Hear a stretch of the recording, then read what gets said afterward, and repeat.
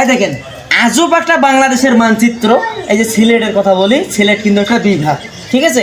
1 2 3 4টে জেলা, 4টে জেলা নিয়ে একটা বিভাগ। এই কিন্তু দাবি করতেছে যে বাংলাদেশের দ্বিতীয় লন্ডন, ঠিক আছে? ওনারা কিন্তু নিজস্বভাবে এইটুকু একটা দেশ বানাইতে চাইছিল। বলছেন যে বাংলাদেশ আলাদা, সিলেট আলাদাভাবে একটা দেশ বানাইতে চাইছিল।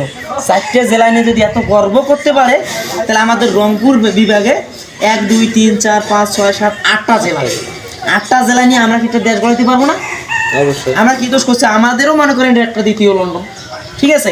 তো এটা এখনো হইতে পারে নাই। তাহলে এটা আমাদের রংপুরের কথা বললাম না, দেখেন এখানে এই চট্টগ্রাম বিভাগ আর এখানে আছে ঢাকা বিভাগ কিন্তু চট্টগ্রাম বিভাগ কিন্তু ঢাকার থেকে বড়, অনেক বড়। এই দেখেন কত বড়, দেখছেন? আর এই যে ঢাকা বিভাগ কিন্তু এতটুকুই। তাহলে মনে করেন যে এত বড় বিভাগ একটা চট্টগ্রাম থাকিয়ে যদি বাংলাদেশের মধ্যে দ্বিতীয় একটা বাংলাদেশ বানাইতে না পারে বা না চায়, তাহলে এই সিলেটের মধ্যে কি আছে বাবা? দেখো এই সিলেটের মধ্যে কি আছে? সিলেটের মধ্যে কি জানি কয়, সিলেটের পুরি নাকি কারে কয়, মানে সিলেটের পুরির কি দাম বেশি নাকি? অবশ্যই দাম বেশি। যাই হোক, তাহলে ওনারা এইভাবে এই কাজটা করলো কেন?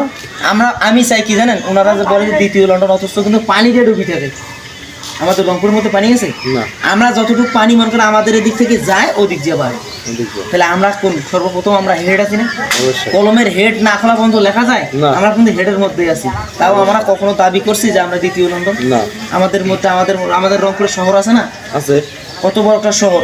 এই যে আমাদের যেমন মনে করেন নীলফামারী জেলা, এই যে নীলফামারী জেলা, এই যে ঢাকাটা যে কিন্তু এইটা আছে, এই যে ঢাকাটা আমাদের কিন্তু নীলফামারী জেলা জলঢাকা থানা যে আছে, জলঢাকা থানার মধ্যে কিন্তু এই ঢাকাটা হওয়ার কথা ছিল।